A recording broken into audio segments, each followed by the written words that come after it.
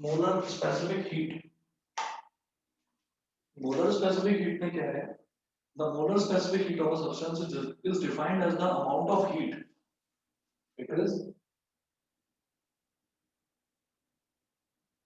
defined as the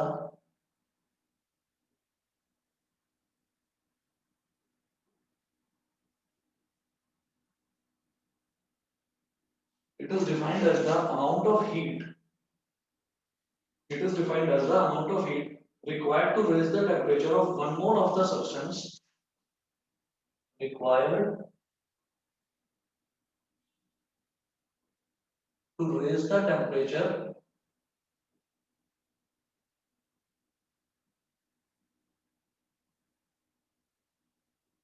of one mole of a substance.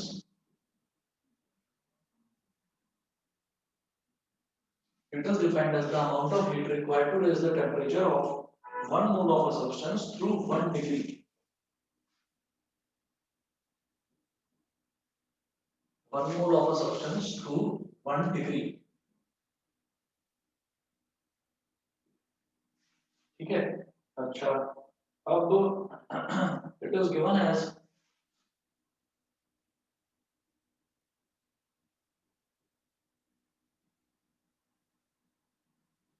capital C is equal to delta Q upon n delta T.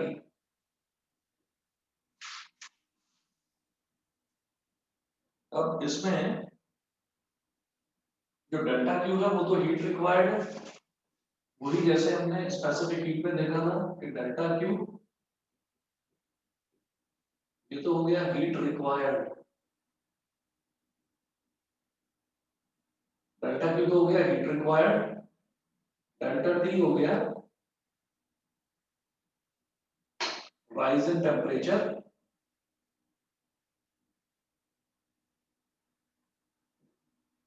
और N हो गया number of moles, number of moles. तो जो हमारा specific heat है और molar specific heat है, specific heat और मोलर स्पेसिफिक हीट इन दोनों में केवल और केवल एक ही अंतर है कि स्पेसिफिक हीट जो होता है, स्पेसिफिक हीट में यहाँ पर आता है एम यानी कि मास ऑफ अ सब्सटेंस, और जो मोलर स्पेसिफिक हीट है, मोलर स्पेसिफिक हीट में यहाँ पर एन आ जाता है यानी कि number of moles of a substance. सिर्फ इतना अंतर है कि कितनी हीट हमको चाहिए, एक मोल, 1 मोल ऑफ अ सब्सटेंस, उसका टेम्परेचर 1 डिग्री बढ़ाने के लिए हमको कितनी हीट चाहिए, तो वो जो है हमारा मोलर स्पेसिफिक हीट कहलाता है। अब आप ये समझ जाइए कि जैसे जैसे हमने बात करी थी इसमें स्पेसिफिक हीट में, तो स्पेसिफिक हीट में हमारे पास क्या था, यहाँ पर मास था, तो ऊपर हीट हो गया, हीट की यूनिट हमने क्या बोल दिया, जूल, तो हीट की यूनिट जूल हो गई। यहाँ पर मास था तो यानी कि मास की हो गई किलोग्राम, यहाँ पर टेम्परेचर, टेम्परेचर की हो गई केल्विन, तो हम क्या बोलते थे, जूल पर किलोग्राम पर केल्विन, वो उसकी ऐसा यूनिट थी। यहाँ पर क्या है, यहाँ पर मास नहीं है, मास की जगह मोल आ गया है, ठीक है, लेकिन इधर तो जूल है और उधर टेम्परेचर है, तो हम क्या बोलेंगे, जूल पर मोल पर केल्विन, बस इतना अंतर है, पर किलोग्राम की जगह पर मोल आ जाएगा, तो ऐसा ही है। और वहां स्मॉल सी था, यहाँ कैपिटल सी है, ऐसा ही unit of capital C is joule per mole पर केल्विन, जूल पर मोल पर केल्विन, ये हो गया। इसके बाद में नेक्स्ट आप नोट करेंगे, अब ये छोटी छोटी तीन चार डेफिनेशंस हैं, नेक्स्ट आप नोट करेंगे हीट कैपेसिटी और थर्मल कैपेसिटी।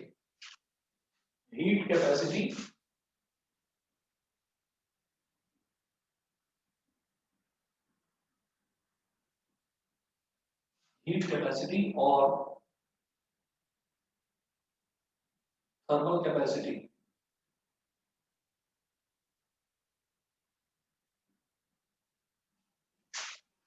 हीट कैपेसिटी और thermal capacity,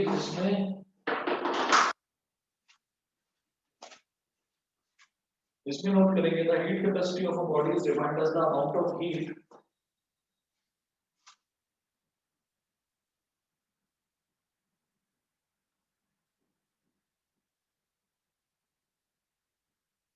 the heat capacity of a body is the heat capacity of a body is defined as the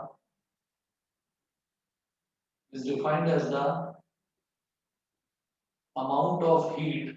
The heat capacity of a body is defined as the amount of heat required to resist temperature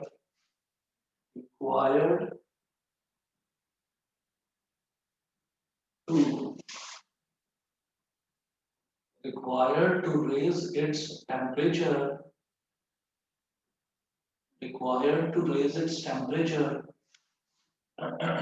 temperature through 1 degree through 1 degree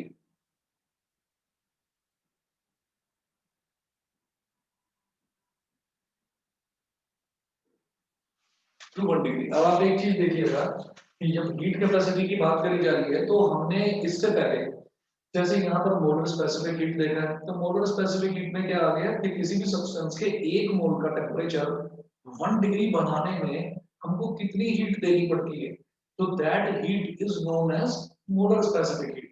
उससे पहले हमने देखा specific heat. Specific heat में क्या था कि किसी भी सब्सटेंस का 1 किलोग्राम मास का टेम्परेचर 1 डिग्री बढ़ाने में हमको कितनी हीट देनी पड़ती है, that heat is known as specific heat. अब इन्होंने बोला the heat capacity of body is defined as the amount of heat required to raise its temperature to 1 degree, यानी कि अब इसमें किलोग्राम या मोल वगैरह को हटा दिया है, किलोग्राम नहीं है। जैसे क्या था कि 1 किलोग्राम मास का टेम्परेचर 1 डिग्री बढ़ाने में कितनी हीट चाहिए, तो वो तो स्पेसिफिक हीट हो गया। एक मोल का 1 मोल का टेम्परेचर 1 डिग्री बढ़ाने में कितनी हीट चाहिए, तो वो हमारा मोलर स्पेसिफिक हीट हो गया। अब ब्रॉड सेंस में बोल रहे हैं, ये मोल हटा दिया और किलोग्राम भी हटा दिया, ठीक है। यानी कि अब जो है अगर हम किलोग्राम भी हटा दें, अगर हम मोल भी हटा दें, तो आप ये समझ लीजिए कि तब जो हमारे पास नई जो डेफिनेशन आएगी वो हीट कैपेसिटी की आएगी। तो अब आप एक चीज देखो कि जैसे मैं ये जानता हूं कि इसमें इसमें जो है स्पेसिफिक हीट जो है वो क्या था, specific heat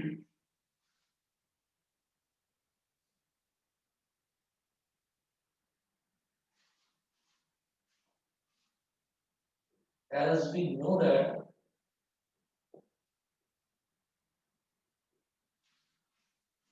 that specific heat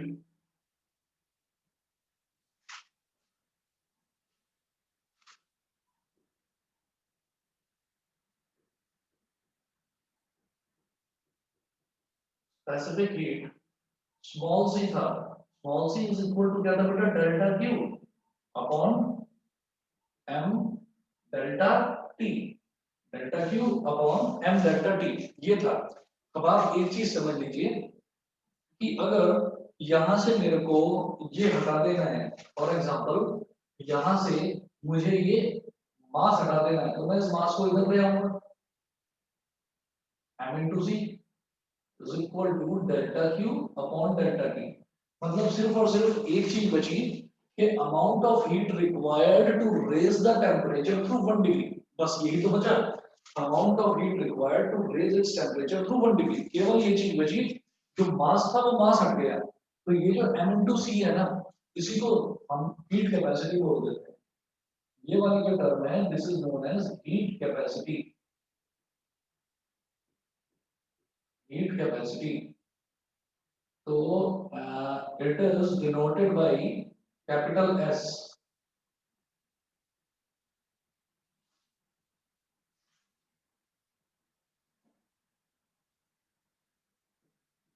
it is denoted by capital S, so capital S is equal to mass into specific heat, heat capacity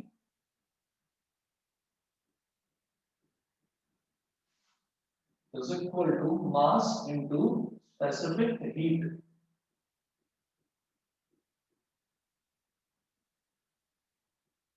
heat capacity is equal to mass into specific heat। बताइए बेटा यहां तक सभी को clear है, यहां तक सभी को क्लियर है, बता दीजिए।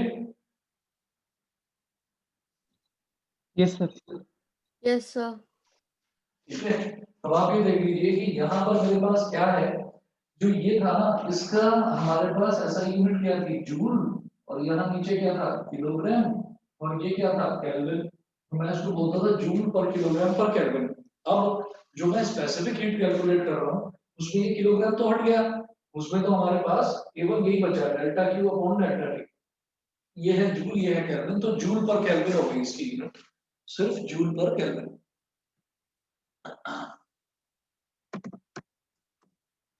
अब ये करने के बाद तो बेटा नेक्स्ट डेफिनेशन आप नोट करेंगे, बल्कि एक चीज यहाँ पर बस देख लो, ऐसा यूनिट ऑफ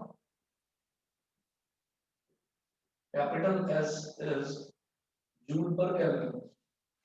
ठीक है, नेक्स्ट लिखेंगे calorimetry.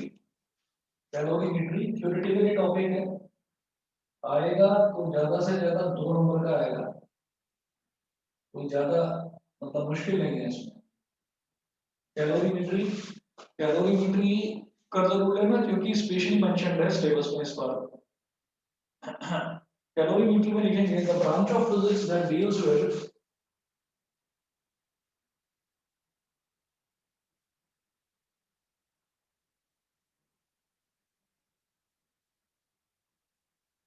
the branch of physics deals deals with the measurement of heat. The branch of physics that deals with the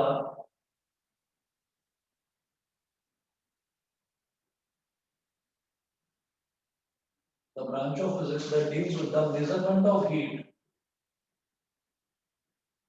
The branch of physics that deals with the measurement of heat is called calorimetry. Is called calorimetry. Calorimetry. उसके बाद इसी में हमको एक चीज note करनी है, principle of calorimetry. Principle of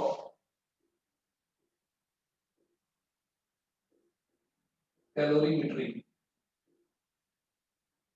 calorimetry का प्रिंसिपल क्या है, ये नोट करें। The principle of calorimetry states that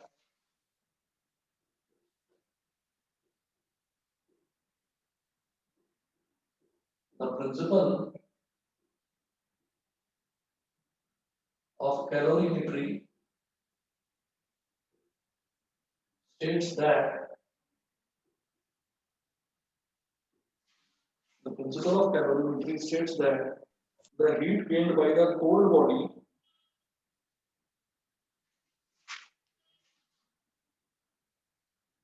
that the heat gained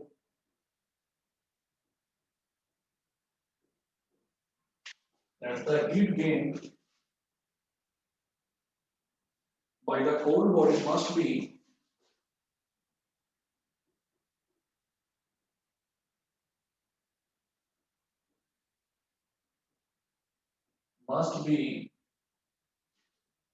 equal to the must be by the cold body must be equal to the heat lost by the hot body equal to the heat lost by the hot body, comma, provided the temperature or pressure में कोई change नहीं होना चाहिए, provided there is no exchange of heat with the surroundings, provided that there is no exchange, provided that there is no exchange of heat with the surroundings, there is no exchange of heat with the surroundings.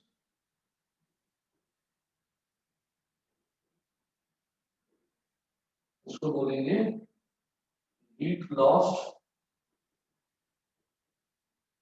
is equal to heat gained. Heat lost is equal to heat gained.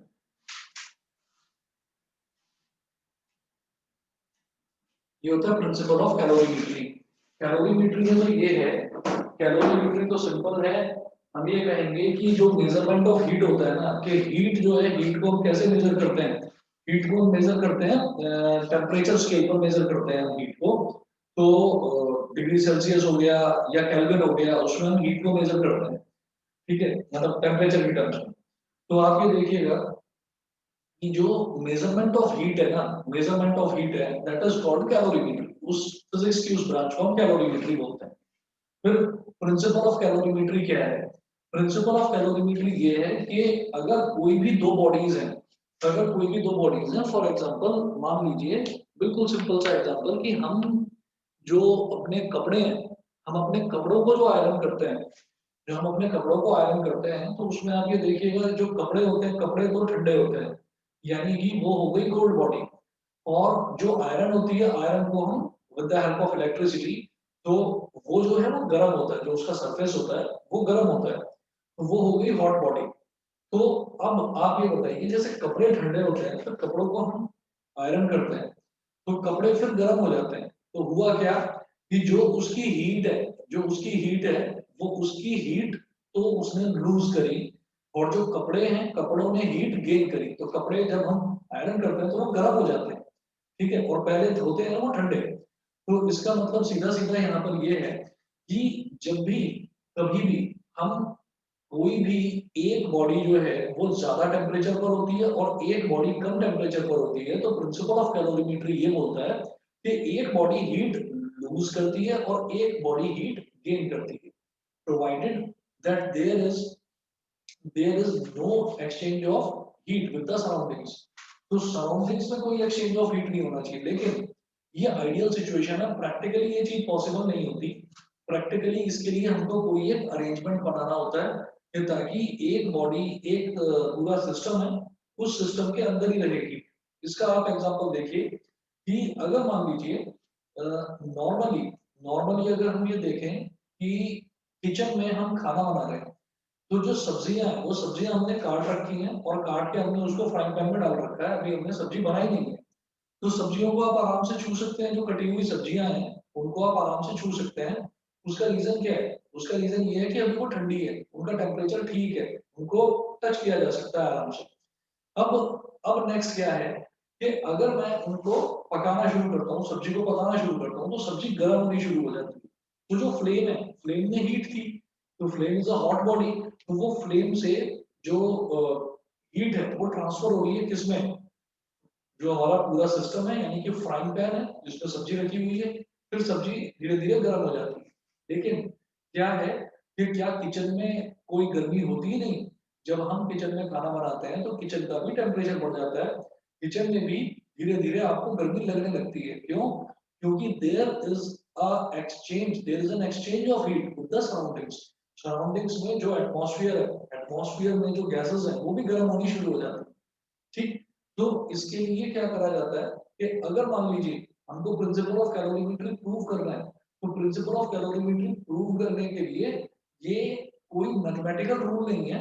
उसके लिए आपको क्या करना होगा कि कोई एक ऐसा सिस्टम बनाना होगा, उस सिस्टम में जहां पर सिर्फ दो बॉडीज हो, एक गर्म बॉडी और एक ठंडी बॉडी, ठीक है, और दोनों बॉडी कांटेक्ट में आए। तो इसमें हीट ज्यादा है, इसकी हीट इस कोल्ड बॉडी में ट्रांसफर हो जाएगी, तो ये जो कोल्ड बॉडी है ये हीट गेन करेगी और ये जो हॉट बॉडी है ये हीट लूज करेगी। ठीक। तो टोटल जो इसने हीट लूज करी, वो टोटल इसने जो हीट गेन करी वो उसके इक्वल हो जाएगा। क्यों? क्योंकि आपने कुछ ऐसा अरेंजमेंट तैयार करा है जहां पर सराउंडिंग्स में किसी भी तरीके का कोई हीट लॉस नहीं हो रहा। ठीक है ना? ये चीज सबको समझ में आ गई? ये चीज सभी को क्लियर है? चले आगे। Yes sir. ठीक है, चलिए जी। इतना करने के बाद में फिर इसके बाद में नेक्स्ट जो हमारा टॉपिक है वो है चेंज ऑफ स्टेट। तो ये जो टॉपिक्स हैं, जैसे मोलर स्पेसिफिक हीट हो गया, हीट कैपेसिटी हो गया, ये आपका कैलोरीमेट्री हो गया या प्रिंसिपल ऑफ कैलोरीमेट्री, ये डायरेक्टली थ्योरेटिकल टॉपिक्स हैं, ये आपसे थ्योरेटिकली पूछे जा सकते हैं। ठीक है। उसके बाद में नेक्स्ट हम लिखेंगे, नेक्स्ट है change of state.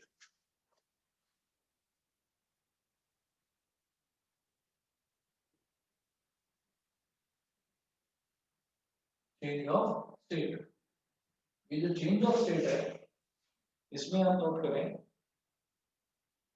The transition of a substance from one state to another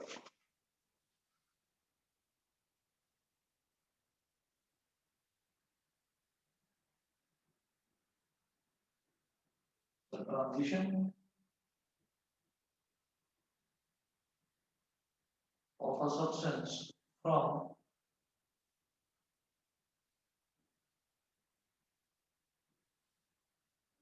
the transition of a substance from one state to another the transition of a substance from one state to another is called a change of state is called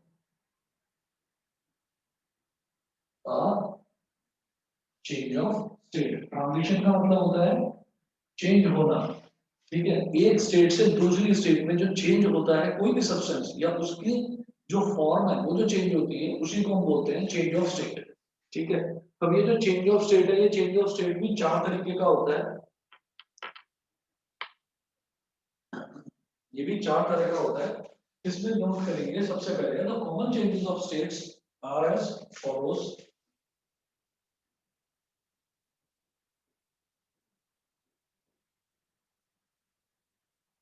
the common changes of states are as follows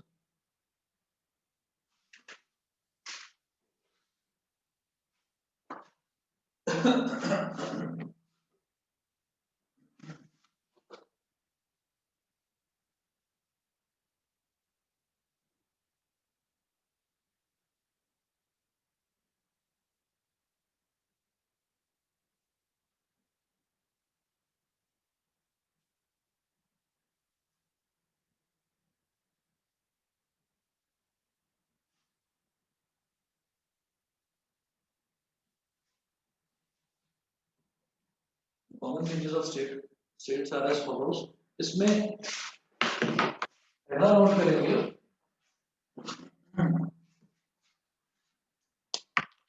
ये है melting of a solid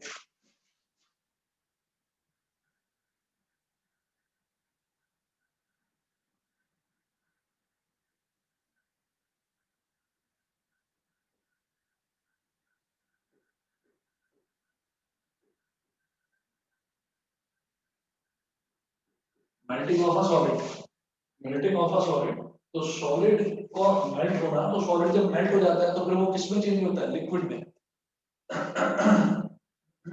solid और solid को हमने heat करा तो ये convert हो गया लिक्विड में तो मेल्टिंग ऑफ अ सॉलिड तो ये हुआ second vaporisation of a liquid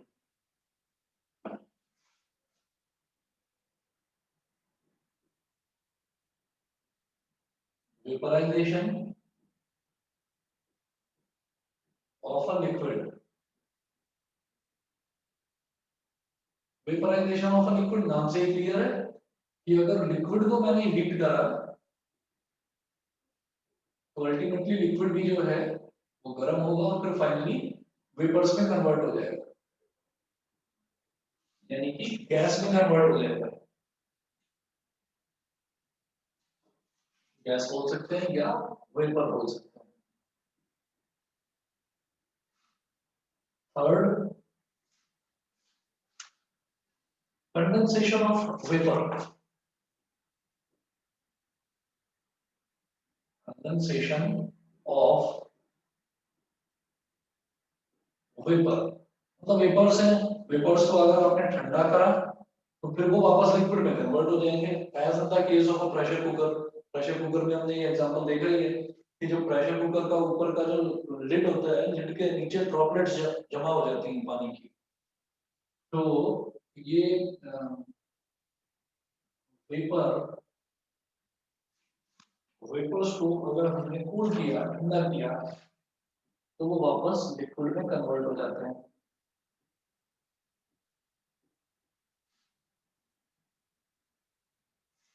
condensation of vapour फिर इसी के बाद में अब लिक्विड है लिक्विड को और फर्दर कूल करेंगे तो फिर वो सॉलिड में कन्वर्ट हो जाएगा फिर जो फोर्थ चेंज ऑफ स्टेट है उसको हम बोलेंगे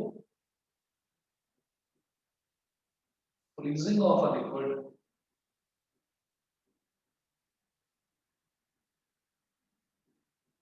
freezing of a liquid तो लिक्विड है, लिक्विड को आपने फर्दर कूल करना शुरू करा तो एक स्टेट के बाद आगे ये आपका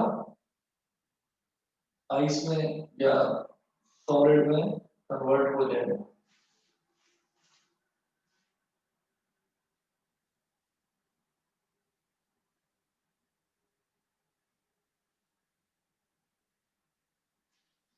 फिर एक जो है, एक ना, एक ऑब्जर्वेशन है, एक कॉमन ऑब्जर्वेशन है, तो वो कॉमन ऑब्जर्वेशन मैं यहाँ पर लिख रहा हूँ। वो आगे जो हम इसमें थर्मोडायनेमिक्स भी पढ़ेंगे, जो नेक्स्ट चैप्टर है थर्मोडायनेमिक्स में भी काम आएगी आगे।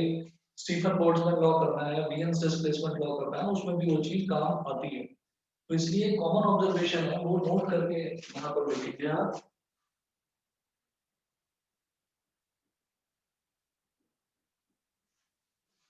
इसमें ये होता है कि जब भी हम किसी भी टेम्परेचर, मतलब किसी भी ऑब्जेक्ट का, मान लीजिए वो सॉलिड है, लिक्विड है या गैस है, उसका जब हम टेम्परेचर चेंज करते हैं ना, टेम्परेचर चेंज करने का मतलब क्या है, देखिए हीट, इसका मतलब क्या हो गया, टेम्परेचर का बढ़ना। मतलब अगर मैं किसी का टेम्परेचर बढ़ाता हूँ तो क्या है, ऐसा तो है नहीं कि इधर सॉलिड था और एकदम से ऐसा जादू हुआ कि वो एकदम लिक्विड में कन्वर्ट हो गया, ऐसा तो नहीं होता। तो सॉलिड धीरे धीरे कन्वर्ट होता है। तो मैं ये जानता हूँ कि अगर फॉर एग्जांपल मैं बात करता हूँ आइस की, तो आइस जो है वो 0 डिग्री सेल्सियस से नीचे नीचे जितना भी, अगर पानी है ना, पानी का टेम्परेचर अगर 0 डिग्री सेल्सियस से कम कम है, तो इससे हमें ये समझ में आता है कि नेगेटिव में अगर टेम्परेचर है वाटर का, तो उसको अगर मैं टेम्परेचर को बढ़ाता हूँ तो वो 0 डिग्री सेल्सियस जो है वो उसका मेल्टिंग पॉइंट होता है आइस का। तो 0 डिग्री सेल्सियस के बाद में, या आप कहें 0 डिग्री सेल्सियस पर ही वो धीरे धीरे पूरी बर्फ तो एकदम पानी में नहीं बदल जाती ना, लेकिन बर्फ पानी में बदलनी शुरू हो जाती है। तो जब तक बर्फ का एक मामूली सा क्रिस्टल भी बचा हुआ है ना, तब तक आप देखेंगे कि टेम्परेचर जो है वो 0 डिग्री सेल्सियस पर ही रहेगा, टेम्परेचर उससे ज्यादा बढ़ेगा ही नहीं। और जैसे ही पूरी तरह से जो बर्फ है, यानी कि जो आइस है, वो पूरी तरह से जैसे पानी में कन्वर्ट हो जाएगी, तब उसका टेम्परेचर बढ़ना शुरू होगा। तो during change of state there is no rise in temperature, during change of state there is no fall in temperature.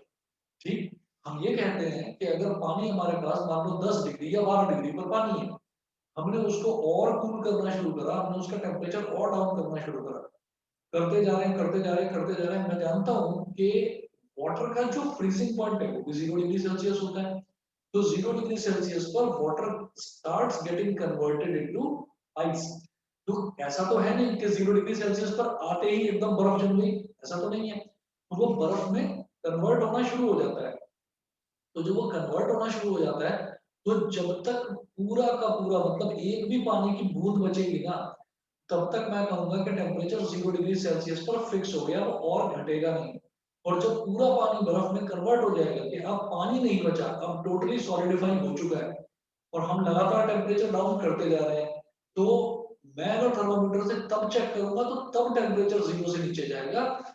जब तक चेंज ऑफ स्टेट है, मतलब जब तक वो पानी जो है वो बर्फ में कन्वर्ट हो रहा है, तब तक कोई टेम्परेचर में चेंज नहीं आएगा। हम लगातार टेम्परेचर को चेंज करते जा रहे हैं, लेकिन जो वो ऑब्जेक्ट है ना, उस ऑब्जेक्ट के टेम्परेचर में कोई चेंज नहीं आएगा। मेरी बात समझ में आ गई? इतना क्लियर है? Yes sir. Yes sir. हाँ, मैं इस चीज को नोट भी कर रहा हूँ।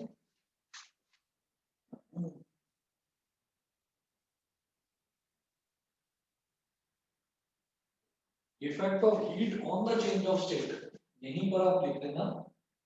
वैसे पूछा तो नहीं जाता है, पर अगर पूछा भी जाएगा तो आप इसको लिख सकते हैं। मैंने आपको समझा दिया है, तो मैं आपको कुछ लाइनें लिखवा देता हूँ, समझ जाएंगे। Effect of heat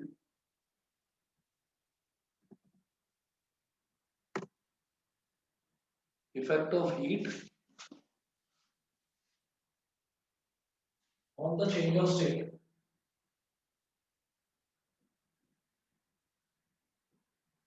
On the change of state.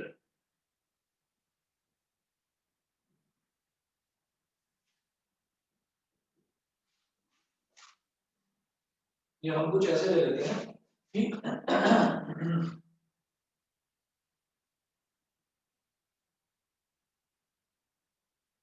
हमारे पास एक ये कंटेनर है,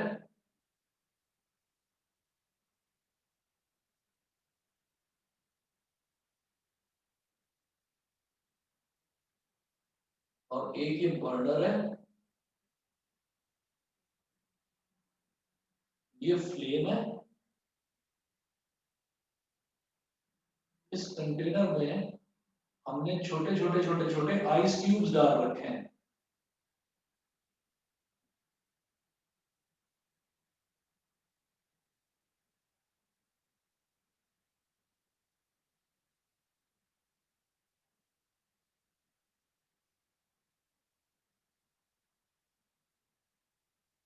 और इन आइस क्यूब्स में हमने एक टेम्परेचर थर्मोमीटर लगा दिया है।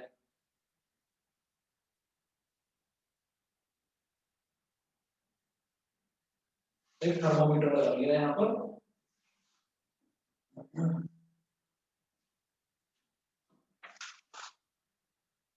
ये आइस है, और एक हमने स्टिरर ले रखा है। स्टिरर मतलब आप समझ लीजिए कि एक लंबी स्पून है जो आगे से बहुत ज्यादा ब्रॉड नहीं है। ठीक है, वो स्टिरर किस लिए है कि हम इसको ओकेजनली जो ये धीरे धीरे जैसे टेम्परेचर बढ़ा रहे हैं हम इसका, तो धीरे धीरे जो आइस है वो धीरे धीरे पिघलनी शुरू होगी। ठीक है, तो ये एक एक्सपेरिमेंटल सेटअप है।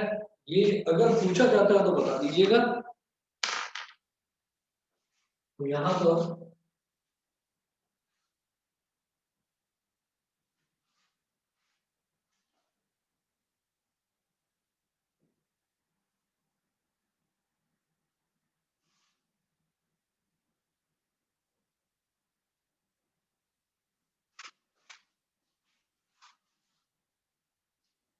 यहाँ पर आप नोट करेंगे कि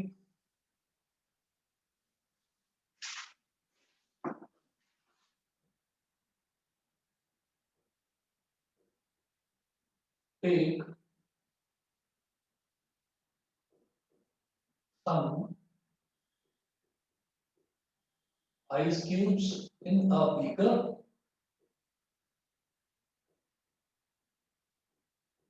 and note its temperature.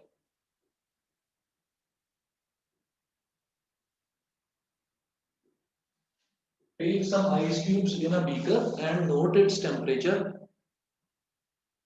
Note its temperature.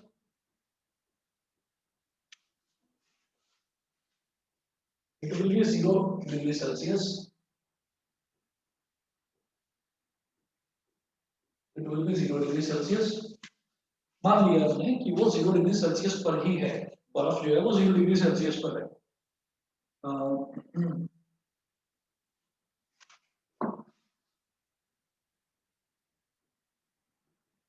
It has been found from this experiment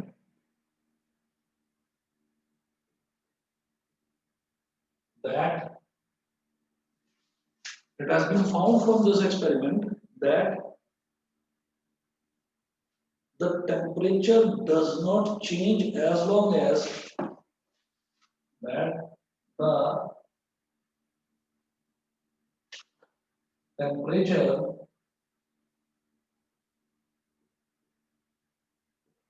does not change as long as the temperature does not change as long as there is any ice left in the beaker. As long as there is any ice left in the beaker. तो ये है effect of heat on the change of state.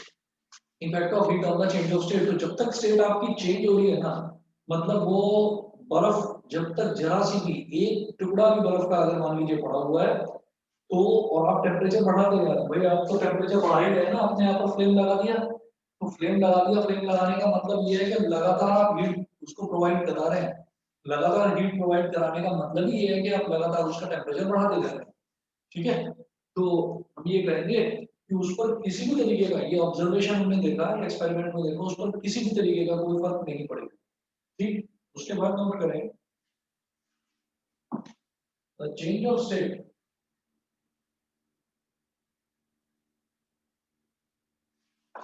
the change of state from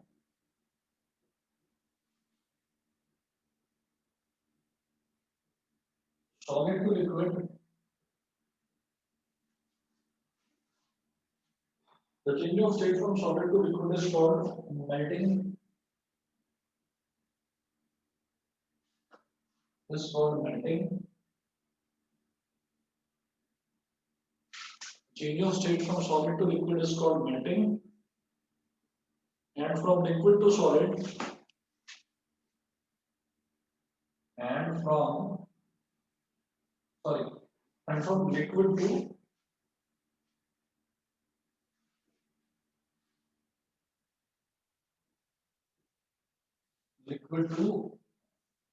vapor is called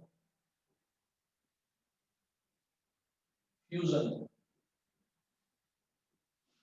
Liquid to vapor is called fusion.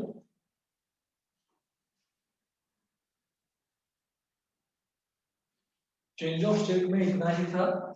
इसके बाद जो next है topic, बेटा next topic note करेंगे, latent heat. Latent heat इन्होंने syllabus में mention कर रखा है, latent heat capacity. Latent heat capacity वो एक्चुअल में एक एक जो है ना सिलेबस में, वो बीच में हीट लिखना भूल गए। मतलब लेटेंट हीट अलग है और हीट कैपेसिटी अलग है। लेटेंट हीट अलग और हीट कैपेसिटी अलग। हीट कैपेसिटी तो मैं अभी देख चुका हूँ। ठीक है, the amount of heat required to raise the temperature of a substance to 1 degree is called heat capacity. वो हीट कैपेसिटी हमने देख लिया, अब लेटेंट हीट देखेंगे। तो उन्होंने वो बीच में वो टाइपिंग एरर हो गया है कि वो दो बार उनको हीट लिखना था, उन्होंने सीधा एक ही उसमें शब्द में लिख दिया लेटेंट हीट कैपेसिटी, जबकि latent heat comma heat capacity होना चाहिए था वो। तो मैं इधर कर रहा हूँ उसको। नेक्स्ट टॉपिक है लेटेंट हीट। लेटेंट हीट लिखेंगे जी इसकी definition, the amount of heat required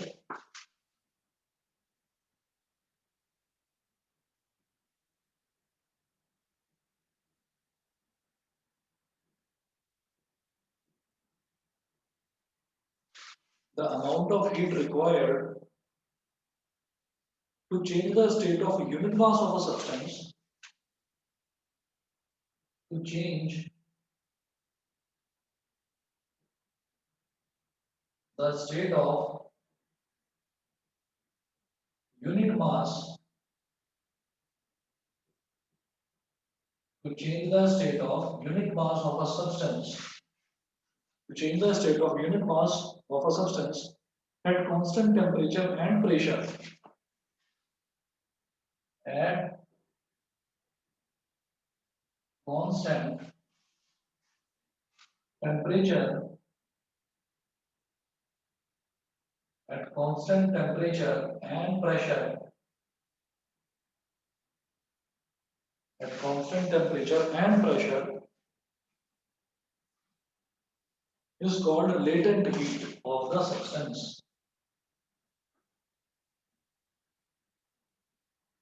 is called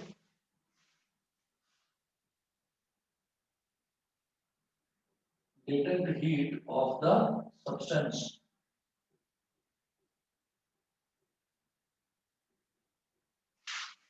Is called latent heat of the substance.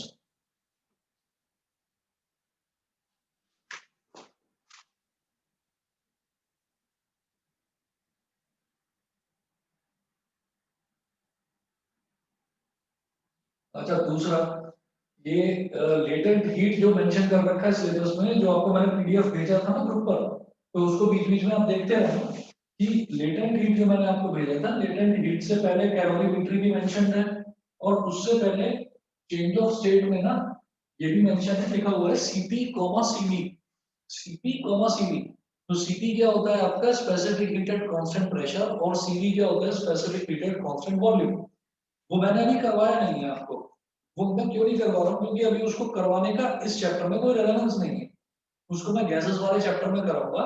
और वहां पर आप ये देखिएगा कि एक ना रिलेशन होता है सीपी और सीवी में, CP minus CV is equal to R, R जो है वो आपका यूनिवर्सल गैस कांस्टेंट होता है। तो सीपी और सीवी उन दोनों का एक्सप्लेनेशन, और CP minus CV is equal to R, वो अभी के लिए छोड़ा है क्योंकि गैसेस वाले चैप्टर में कराएंगे, वहां पर उसका यूज भी है आगे भी। तो यहाँ पर तो सिर्फ मैं डेफिनेशन लिखवा कर छोड़ दूंगा, तो यहाँ पर कोई फायदा भी नहीं है उसको करने का, उसको उस चैप्टर में करा दूंगा, इसलिए वो यहाँ पर डिस्कस नहीं कर रहा है। अब लेटेंट हीट में हमने ये कहा कि अगर अगर मान लीजिए हम किसी भी बॉडी का, किसी भी सब्सटेंस का अगर हम टेम्परेचर और प्रेशर कांस्टेंट रखते हैं, तो amount of heat required to change the state of unit mass, unit mass का मतलब आप समझ जाइए कि मास की यूनिट जो होती है, ऐसा यूनिट वो किलोग्राम होती है, और यूनिट का मतलब वन, तो यूनिट मास का मतलब 1 किलोग्राम होता है। वो सीधा सीधा 1 किलोग्राम क्यों नहीं लिखते हैं, बिकॉज अलग अलग कंट्रीज में अलग अलग जो ऐसा ही अलग अलग कंट्री में अलग अलग जो यूनिट्स हैं, यूनिट सिस्टम जो हमने देखा था सीजीएस, एमकेएस, एफपीएस, वो अलग अलग कंट्रीज में अलग अलग यूज करे जाते हैं।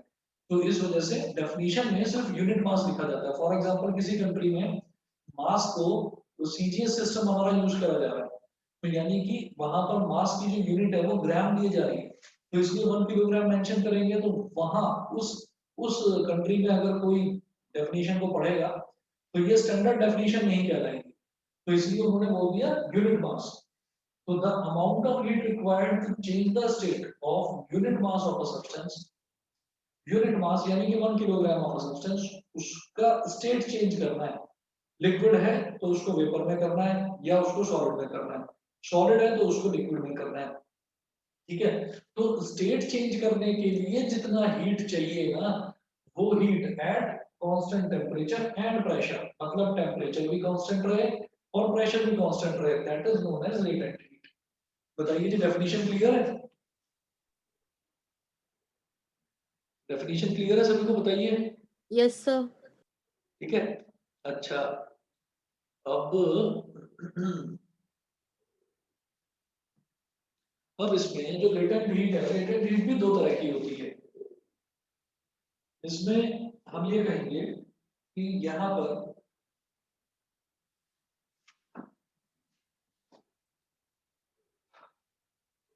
Q is equal to, capital Q is equal to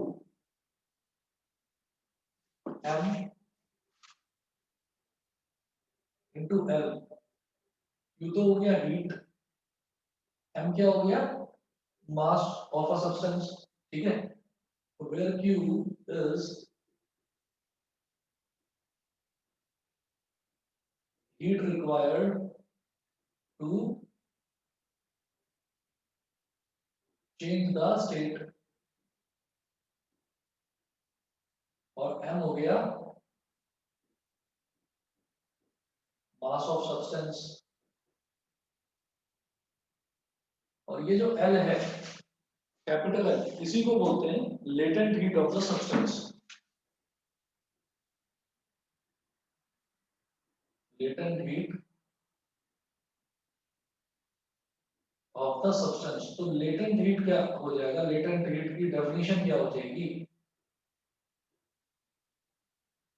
Q upon M। तो Q क्या है, heat required to change the state of unit mass. Unit mass कैसे निकाला हमने, यूनिट मास कैसे निकलेगा भाई, मास को नीचे ले जाएंगे, मास को नीचे ले जाएंगे। हम यही तो कहते हैं कि अगर यूनिट की बात करी जाएगी तो यूनिटरी मेथड जिसके लिए भी यूनिट निकाला जाता है उसको डिनोमिनेटर में ले जाते हैं। तो यूनिट मास बोला जा रहा है तो मास हमारा डिनोमिनेटर में आ गया, heat required to raise the temperature by unit mass of substance. ठीक, अब जो इसकी डेफिनेशन, इसके जो एसआई यूनिट है उसकी बात करें, ये जो क्यू है ये तो हो गया जूल, ये तो हो गया हीट, तो हीट की यूनिट जूल हो गई, और मास हो गया किलोग्राम। तो ऐसा यूनिट क्या हो जाएगी, जूल पर किलोग्राम। ऐसा unit is joule per kilogram. फिर हम बोलेंगे कि दो तरीके के होते हैं ये, latent heat is of two types.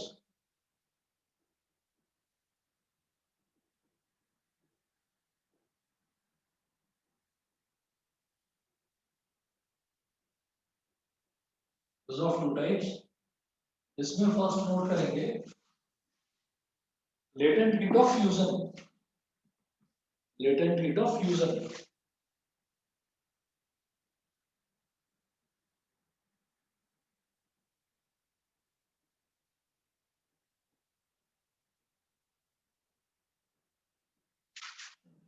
Latent heat of fusion में क्या आएगा? The amount of heat required to change the amount of heat required to change the state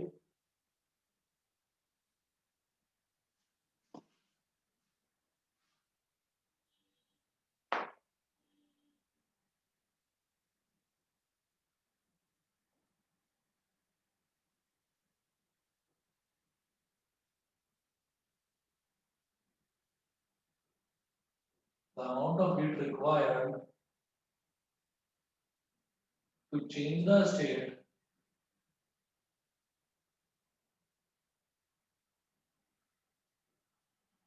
from the change the state of unit mass of a substance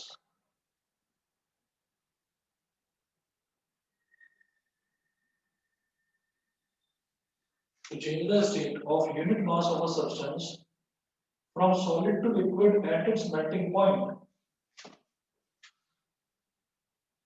From solid to liquid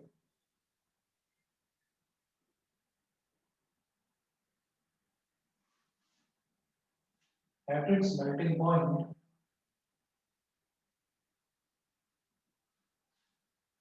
From solid to liquid at its melting point is called latent heat of fusion. Latent heat of fusion या latent heat of melting भी बोल देते हैं इसको. It is denoted by LF. तो दिख जाएगा, दिखाई दे रहा है ना सभी को?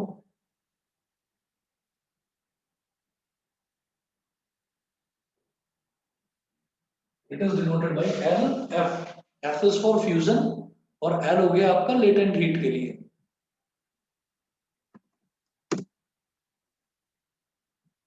और जैसे ये लेटेंट हीट ऑफ फ्यूजन है, तो लेटेंट हीट ऑफ फ्यूजन की तरह ही नेक्स्ट होता है latent heat of vaporisation.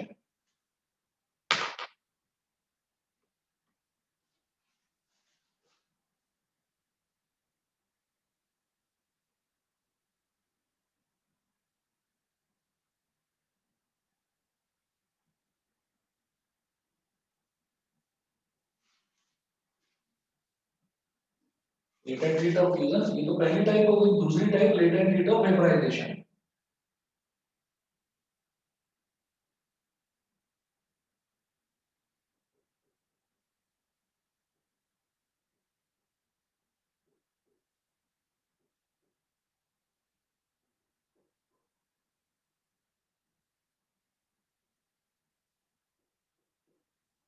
Latent heat of vaporisation, इसमें the amount of heat required to change the state of unit mass of a substance,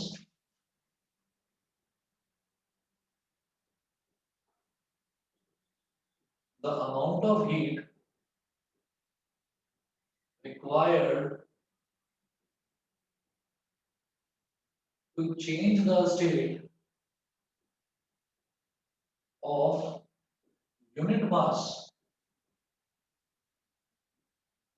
of a substance, to change the state of unit mass of a substance, to change the state of unit mass of a substance from liquid to vapor at its boiling point. From liquid to vapor at its boiling point. is called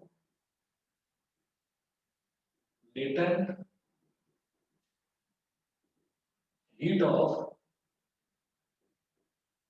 vaporization. It is denoted by L, capital L, small v. It is denoted by L V. ये हो गया latent heat of vaporization. और हाँ जी, तो इतना ही करिए इसमें। दूसरा जो नेक्स्ट टॉपिक है, नेक्स्ट टॉपिक इसमें मैं आपका स्टार्ट करवाऊंगा आज रात को 9 बजे। ठीक है, तो आज भी आपकी रात में 9 बजे भी क्लास होगी, मैंने कल भी